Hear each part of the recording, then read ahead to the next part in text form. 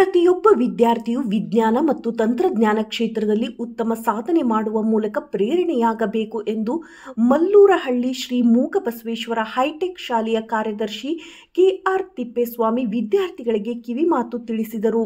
ಶನಿವಾರ ಹೋಬಳಿಯ ಮಲ್ಲೂರಹಳ್ಳಿ ಗ್ರಾಮದಲ್ಲಿ ಶ್ರೀ ರಾಜಲಿಂಗೇಶ್ವರ ಎಸ್ಟಿ ವಿದ್ಯಾಸಂಸ್ಥೆ ಜಗಳೂರು ವತಿಯಿಂದ ಶ್ರೀ ಮೂಕಬಸವೇಶ್ವರ ಶಾಲೆಯಲ್ಲಿ ರಾಷ್ಟ್ರೀಯ ವಿಜ್ಞಾನ ದಿನಾಚರಣೆ ಕಾರ್ಯಕ್ರಮವನ್ನು ಕಾರ್ಯದರ್ಶಿ ಕೆಆರ್ ತಿಪ್ಪೇಸ್ವಾಮಿ ಜ್ಯೋತಿ ಬೆಳಗುವ ಮೂಲಕ ಉದ್ಘಾಟಿಸಿ ಮಾತನಾಡಿದರು.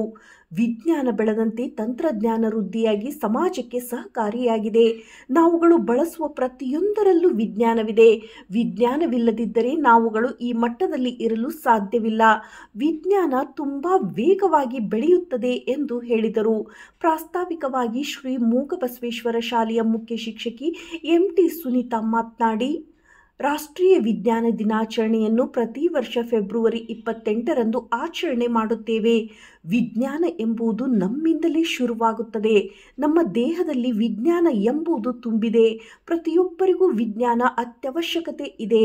ಸಾವಿರಾರು ಕಿಲೋಮೀಟರ್ ದೂರದಲ್ಲಿ ಇರುವ ವ್ಯಕ್ತಿಯನ್ನ ಕೆಲವೇ ಸೆಕೆಂಡುಗಳಲ್ಲಿ ಸಂಪರ್ಕಿಸುವಂತಹ ವಿಜ್ಞಾನ ಮತ್ತು ತಂತ್ರಜ್ಞಾನ ಅಷ್ಟೊಂದು ಮುಂದುವರೆದಿದೆ. ವಿಜ್ಞಾನಿಗಳ ಫಲ ಪರಿಶ್ರಮ ಬಹಳ ಇದ್ದು ಪ್ರತಿಯೊಬ್ಬರೂ ವಿಜ್ಞಾನವನ್ನು ಉಳಿಸಿ ಬೆಳೆಸುವಲ್ಲಿ ಮುಂದಾಗಬೇಕು ಎಂದರು. ಇನ್ನು ರೇಖಲಗೆರೆ ಲಂಬಾಣಿಹಟ್ಟಿ ಸರ್ಕಾರಿ ಪ್ರೌಢಶಾಲಾ ವಿಜ್ಞಾನ ಶಿಕ್ಷಕ ಕೆಟಿ ನಾಗಭೂಷಣ್ ಮಾತನಾಡಿ, ಈ ದಿನ ಸಿ.ವಿ. ರಾಮನ್ ರವರ ದಿನಾಚರಣೆಯನ್ನು ಆಚರಣೆ ಮಾಡುತ್ತಿದ್ದೇವೆ. ವಿಜ್ಞಾನ ಎಂದರೆ ಭೂಮಿ, ಗಾಳಿ, ನೀರು ಎಲ್ಲದರಲ್ಲೂ ವಿಜ್ಞಾನ ಸೇರಿಕೊಂಡಿದೆ. ಪ್ರತಿಯೊಬ್ಬರೂ ತಮ್ಮ ಮನೆಗಳಲ್ಲಿ, ಸಮಾಜದಲ್ಲಿ, ರಾಜ್ಯ ಹಾಗೂ ಜಿಲ್ಲೆಗಳಲ್ಲಿ, ದೇಶ ಮತ್ತು ರಾಷ್ಟ್ರಗಳಲ್ಲಿಯೂ ಕೂಡ ಪ್ರತಿದಿನ ವಿಜ್ಞಾನ ದಿನಾಚರಣೆಯನ್ನು ಆಚರಣೆ ಮಾಡುತ್ತೇವೆ. ನೀವು ವಿಜ್ಞಾನಿಗಳನ್ನು ಫೋಟೋದಲ್ಲಿ ನೋಡಿರುತ್ತೇವೆ. ತುಂಬಾ ಬಿಡುವಿಲ್ಲದೆ ಗಡ್ಡಗಳನ್ನು ಬಿಟ್ಟಿರುತ್ತಾರೆ. ಇದು ಒಂದು ಚಿತ್ರಣವಿದೆ. ಸತ್ಯನೂ ಹೌದು. ಈಗಿನ ವಿಜ್ಞಾನಿಗಳು ತುಂಬಾ ಬುದ್ಧಿವಂತರಿದ್ದಾರೆ. ಈಗಿನ ಮಕ್ಕಳು ಪ್ರಶ್ನೆ ಮಾಡುವ ಮನೋಭಾವವನ್ನು ಬೆಳೆಸಿಕೊಂಡಾಗ ಮಾತ್ರ ಮುಂದಿನ ದಿನಗಳಲ್ಲಿ ಒಬ್ಬ ಉತ್ತಮ ವಿಜ್ಞಾನಿಯಾಗಲು ಸಾಧ್ಯ ಎಂದು ತಿಳಿಸಿದರು. ಈ ಸಂದರ್ಭದಲ್ಲಿ ಶಾಲೆಯ ಶಿಕ್ಷಕಿಯರಾದ ಶಿಲ್ಪಾ, ಜ್ಯೋತಿ, ಪವಿತ್ರ, ಶಿಕ್ಷಕ ಪಾಲಾಕ್ಷ, ಪೋಷಕರು, ವಿದ್ಯಾರ್ಥಿನಿಯರು ಇದ್ದರು.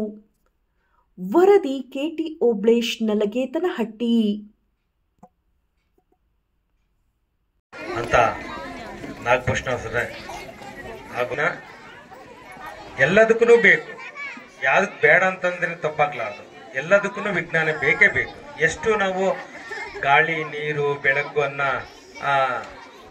ಅಷ್ಟು ಮುಖ್ಯನೋ ಅಷ್ಟೇ ವಿಜ್ಞಾನ ಸಮೇತಲೂ ಮುಖ್ಯ. ಈ ವಿಚಾರವಾಗಿ ನಾನು ಹೇಳೋದು ಅಷ್ಟೊಂದಿಲ್ಲ. ಎಲ್ಲದನ್ನು ನಮ್ಮ ನಾಗಭೂಷಣ್ ಸರ್ ಮತ್ತು ನಮ್ಮ ಮುಖ್ಯ ಶಿಕ್ಷಕಿ ಸುನೀತಾ ಮೇಡಮ್ ಅವರೆಲ್ಲ ಹೇಳ್ಬಿಟ್ಟಿದ್ದಾರೆ. ಈಗೇನು ನಿಮಗೆ ಮಕ್ಕಳಿಂದ ಏನು ಮಾಡಲ್ಸ್ ತಂದಿದ್ದಾರೆ ಅದ್ರ ಬಗ್ಗೆ ವಿವರಣೆವಾಗಿ ಕೊಡಲಿದ್ದಾರೆ.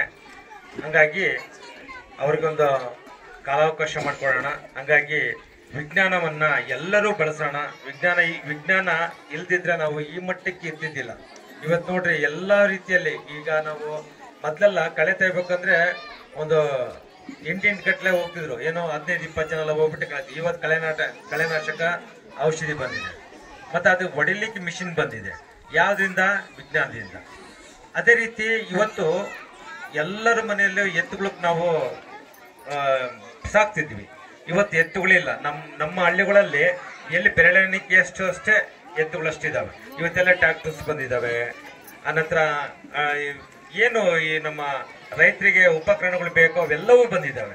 ಹಂಗೆ ಇದು ಯಾವ್ದ್ರಿಂದ ಅಂದರೆ ವಿಜ್ಞಾನದಿಂದ. ಹಂಗಾಗಿ ವಿಜ್ಞಾನ ಎಲ್ಲ ರೀತಿಯಲ್ಲಿ ಎಲ್ಲ ಬದುಕಲ್ಲಿ ನಮಗೆ ನಮ್ಮ ಜೀವನ ಹಾಸು ಹೋಗ್ತಾಗಿದೆ ಅಂತಂದ್ರೆ ತಪ್ಪಾಗ್ಲಾರ್ದು. ಹಂಗಾಗಿ ನಮ್ಮ ವಿಜ್ಞಾನ ಎಷ್ಟು ರೀತಿ ಅಂತಂದ್ರೆ ನಮಗೆ ಬೇಕಾದ ರೀತಿಯಲ್ಲಿ ಬಳಸ್ಕೊಬಹುದು. ಹಂಗಾಗಿ ನಾವೆಲ್ಲರೂ ವಿಜ್ಞಾನವನ್ನ ಬಳಸೋಣ, ಉಳಿಸೋಣ. ಮತ್ತೆ ಈ ಒಂದು ಸಮಯ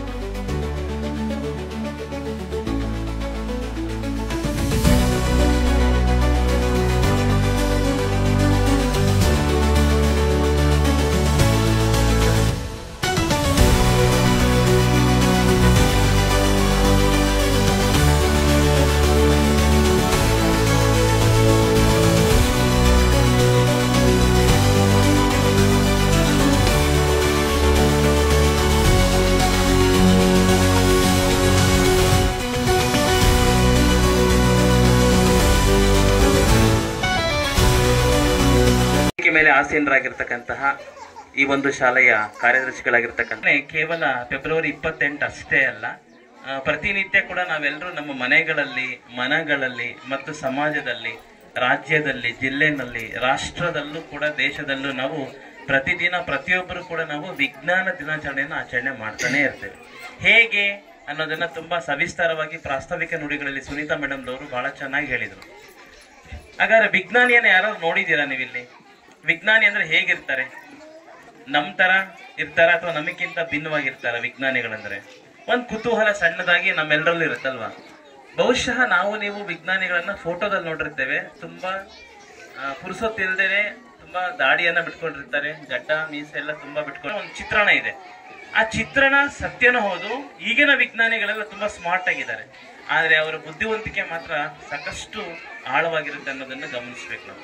ಹಾಗಾದ್ರೆ ಇವತ್ತಿನ ಒಂದು ವಿಜ್ಞಾನ ದಿನಾಚರಣೆಯಲ್ಲಿ ಪ್ರತಿಯೊಂದು ನಾವು ಕುಡಿಯುವಂತಿರೋದು, ತಿನ್ನುವಂತ ಆಹಾರ ಪದಾರ್ಥ ಮತ್ತು ಮನೆ ನೋಡಿ, ಮನೆಯಲ್ಲೂ ಕೂಡ ವಿಜ್ಞಾನ ಇದೆ. ಹೇಗೆ ಅಂತ ನೀವು ಪೋಷಕರು ಮಕ್ಕಳಿಗೆ ಹೇಳಲೇಬೇಕಾಗತ್ತೆ. ಸೈನ್ಸ್ ಅಂತಂದ್ರೆ ಇವತ್ತು ಎಲ್ಲಾ ಕಡೆ ಎಲ್ಲಿಯೂ ಸಹ ಒಂದಷ್ಟು ಗ್ಯಾಪ್ ಇಲ್ದಂಗೆ ಹೊಂದ್ಕೊಂಡಿದೆ ಅಂತಂದ್ರೆ ವಾಯುಗುಣ ಅದೊಂದು ಸೈನ್ಸು, ಭೂಮಿ ಅದು ಕೂಡ ಒಂದು ವಿಜ್ಞಾನ, ನೀರು ಅದು ಕೂಡ ವಿಜ್ಞಾನ, ಹಾಗೇನೆ ಇಡೀ ವಿಶ್ವನೇ ಒಂದು ವಿಜ್ಞಾನ. ಸರ್ ಸಿ ವಿ ರಾಮನ್ ರವರ ದಿನಾಚರಣೆನ ನಾವು ಆಚರಣೆ ಮಾಡ್ತಾ ಇದ್ದೇವೆ. ನಾವು ನೀವೆಲ್ಲ ಏನ್ ಮಾಡ್ತೀವಿ, ಕೆರೆ ನೀರು ಒಂಡಿದೆ ಅಥವಾ ಏನೋ ಬೇರೆ ಬಣ್ಣದಲ್ಲಿದೆ ಅನ್ನೋದನ್ನ ನಾವು ನೋಡ್ತೀವಿ, ಸುಮ್ಮನೆ ಇರ್ತೀವಿ ಅಲ್ವಾ? ಯಾರು ನಾವು ಪ್ರಶ್ನೆ ಮಾಡಿದೀವ? ನಮ್ಮ ಅಜ್ಜಿಗೆ, ನಮ್ಮ ತಾತನಿಗೆ, ನಮ್ಮ ಅಪ್ಪನಿಗೆ? ಇಲ್ಲ. ಕೆರೆ ನೀರು ಒಂಡ್ ಅಂದ್ರೆ ಒಂಡ್ ಅನ್ಕೊಂಡಿದ್ವಿ, ಯಾಕೆ ಒಂಡಿದೆ ಅನ್ನೋದನ್ನ ಯಾರು ಯೋಚನೆ ಮಾಡಿಲ್ಲ ನಾವು. ಹಾಗೆ ಸಿ ವಿ ರಾಮನ್ ರವರು ಒಂದ್ಸತಿ ಹಡಗಿನಲ್ಲಿ ಪ್ರಯಾಣ ಮಾಡ್ಬೇಕಾದ್ರೆ ಸಮುದ್ರದ ನೀರು ಸಾಮಾನ್ಯವಾಗಿ ನೋಡಕ್ಕೆ ನಮಗೆ ನೀಲಿ ಬಣ್ಣದಲ್ಲಿ ಕಾಣುತ್ತೆ, ಆಕಾಶ ನೋಡಿ ನೀಲಿ ಬಣ್ಣದಲ್ಲಿ ಕಾಣುತ್ತೆ. ಆದ್ರೆ ಸಮುದ್ರಕ್ಕೆ ಹೋಗಿದ್ರ ನೀವೆಲ್ಲ, ಒಂದು ಬೊಗಸೆ ನೀರನ್ನ ತೆಗೆದುಕೊಂಡು ನೋಡಿ, ನೀಲಿ ಬಣ್ಣ ಇರುತ್ತಾ ಸಮುದ್ರ? ಇಲ್ಲ ಅಲ್ವಾ? ಸಾಮಾನ್ಯವಾಗಿ ನೀರಿಗೆ ಬಣ್ಣನೇ ಇಲ್ಲ ಆಕ್ಚುಲಿ.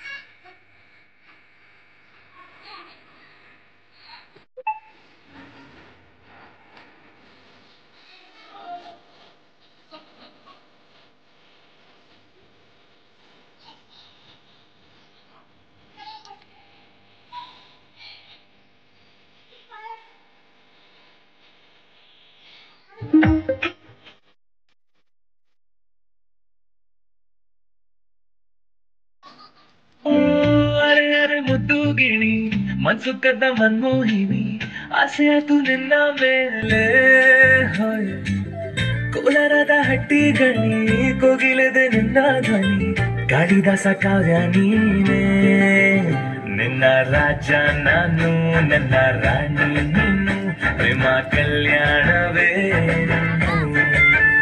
ನಿನ್ನ ರಾಜ ನಾನು ನನ್ನ ರಾಣಿ ನೀನು ಪ್ರೇಮ ಕಲ್ಯಾಣವೇ ಹೋ ಅರೆ ಅರೆ ಮುದ್ದು ಗಿಳಿ ಮನ್ಸು ಕದ್ದ ಮನ್ಮೋಹಿನಿ ಆಸೆ ಆಯ್ತು ನಿನ್ನ ಮೇಲೆ ಹಾಯ್ ಕೋಲಾರದ ಹಟ್ಟಿ ಗಣಿ ಕೋಗಿಲೆದೆ ನಿನ್ನ ಧ್ವನಿ ಕಾಳಿದಾಸ ಕಾವ್ಯ ನೀನೇ ನಿನ್ನ ರಾಜ ನಾನು ನನ್ನ ರಾಣಿ ನೀನು ಪ್ರೇಮ ಕಲ್ಯಾಣವೇ ನಿನ್ನ ರಾಜ ನಾನು ನನ್ನ ರಾಣಿ ನೀನು ಪ್ರೇಮ ಕಲ್ಯಾಣವೇ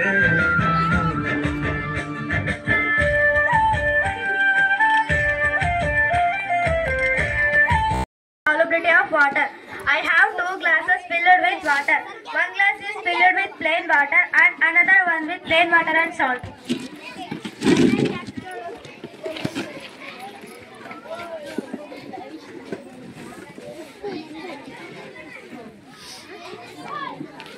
Now I put this lemon in the plain water glass.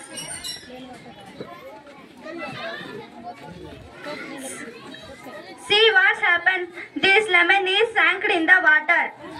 Let's put this lemon in the salty water. This lemon is floating in the water because the plain water is not dense. That's why the lemon is sank. But here salt water is dense. That's why the lemon is floating. Now let's see the solubility of water. Here I have a salt. I had a pinch of salt in this glass.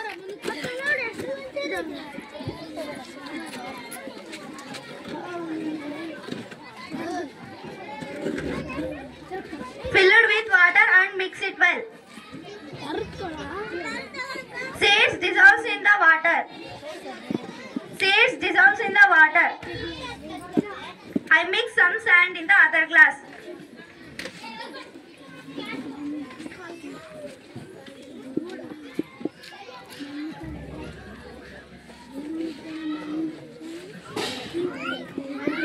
Now let's see the sand is completely settled down. It shows the sand is insoluble substance and the salt is soluble substance. Thank you.